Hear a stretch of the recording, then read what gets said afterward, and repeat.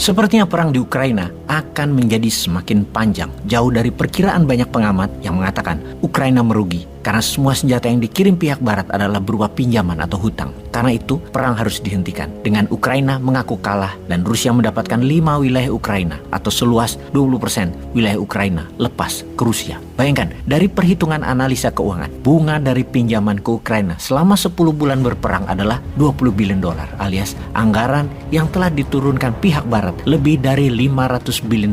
Maka pasti Ukraina akan menyerah. Hal ini jika pemimpinnya, Sang Zelensky, pintar melihat dunia dan sadar bahwa dirinya hanya boneka barat. Rusia di sisi lain telah mengeluarkan anggaran yang sama, namun bukan dari pinjaman melainkan dari hasil penjualan gas, minyak bumi, dan grain atau biji-bijian. Strategi barat memberikan hutangan adalah debt trap yang nantinya akan membuat Ukraina menjadi failed state atau negara gagal. Dan ini semua adalah by design. Kita ingatkan, perang tidak akan terjadi kalau tidak ada yang untung. Anggaran Amerika yang dicetak modalnya pakai printing money, underlay-nya proyeknya adalah senjata untuk Ukraina, dibayar kepada defense kontraktor yang menghidupkan mesin industrial military complex. Di mana nanti ketika perang usai, para pengusaha itu akan menyedot harta Ukraina sampai mampus negara Ukraina yang akan menjadi negara miskin selamanya. Modal dagang itu harus kembali. Bayar biaya perang tersebut ke bohir, yaitu pihak barat dan Amerika. Herannya lagi, ada perintah dari Amerika bahwa Ukraina tidak boleh serang Rusia ke dalam wilayah Rusia, yang mana perintah itu minggu kemarin tidak ditaati oleh Ukraina. Yang mana hal ini sekali lagi membuktikan Zelensky pemimpin egois yang tidak peduli pada rakyatnya.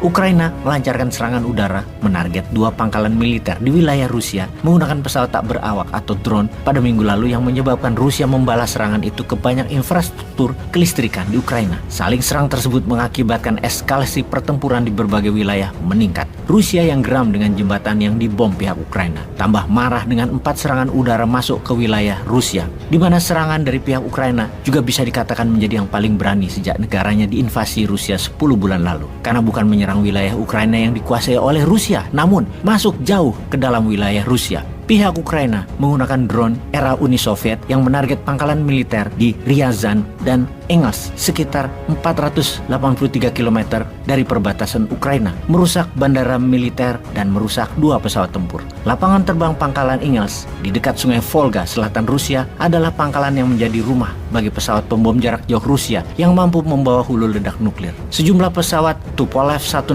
dan Tupolev 95 diparkir di pangkalan itu. Pangkalan Engels merupakan salah satu basis Rusia melancarkan serangan udara ke Ukraina selama invasi berlangsung. Drone Ukraina juga menyerang pangkalan militer Rusia Diagileva di pusat kota Ryazan, sekitar 160 km dari ibu kota Moskow. 3 personel militer tewas dan 4 lainnya terluka akibat serangan di Diagileva. Tak lama dari serangan drone Ukraina, Rusia mengirim rentetan rudal ke kota-kota negara Ukraina hingga membuat pemadaman listrik di sejumlah wilayah di kala musim dingin berlangsung. Kota Odessa, wilayah yang saat ini diserang Rusia, selain banyak infrastruktur jalanan juga dibom oleh Rusia yang mengakibatkan kerusakan parah juga di ibu kota Kiev. Perang yang diatur-atur oleh pihak Amerika kepada Ukraina adalah hal aneh, namun ini semua rahasia umum kecuali si egois Zelensky yang tidak sadar. Karena bisa diartikan bahwa perang ini memang dipelihara oleh pihak NATO, khususnya Amerika, dipelihara agar lama, agar bisa jadi mesin uang bagi industri militer Amerika. Jadi ada alasan untuk kendali dolar Amerika. Kebetulan Zelensky-nya seorang narsistik grandios. Oh, ada hal penting yang harus kita pertimbangkan, yaitu kita melihat perang ini masih lama, itu pertama. Yang pasti akan menjadi mesin profit bagi Amerika. Ada hal lain yang penting, yaitu turunnya daya beli dunia di tahun 2023 ke depan nanti. Apa yang Amerika lakukan di bulan Januari 2023 nanti untuk mengatasi banyaknya uang beredar dan turunnya daya beli. Amerika yang kita tahu memprint dolar dengan jumlah terbesar dalam sejarah Amerika selama ini karena mencetak mata uang sejak tahun 2021 adalah senilai 20.000 billion dolar atau 20 triliun dolar. Hal itu terbanyak jika dijumlahkan dalam 20 tahun terakhir. Dana cetak uang tersebut adalah untuk stimulus efek pandemi dan untuk perang di Ukraina. Karena itulah inflasi terjadi yang mengakibatkan harga meningkat, namun daya beli turun di seluruh dunia. Maka Amerika melakukan hal yang belum pernah terjadi dilakukan oleh Amerika selama ini, yaitu Amerika menarik semua uang dolar cetakan di bawah tahun 2021 Dan ini semua berlaku di Januari 2023, alias kalau uang dolar cetakan tadi tidak ditukar dengan uang baru, maka dolar cetakan tahun 2021 ke sana, uang lama tersebut menjadi tidak berlaku. Dunia saat ini gempar dan marah kepada Amerika. Ini langkah yang akan menyebabkan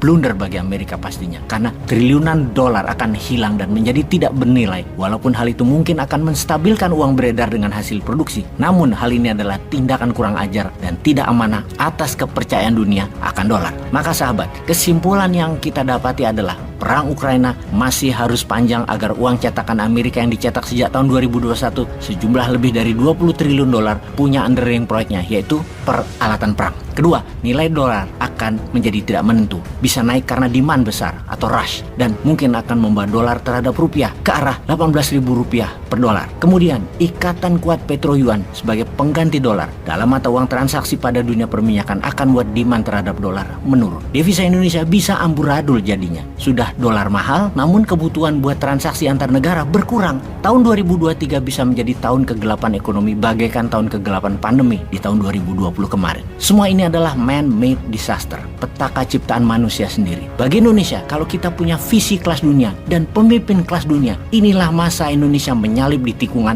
untuk menjadi pemain dunia. Bisa nggak maininnya?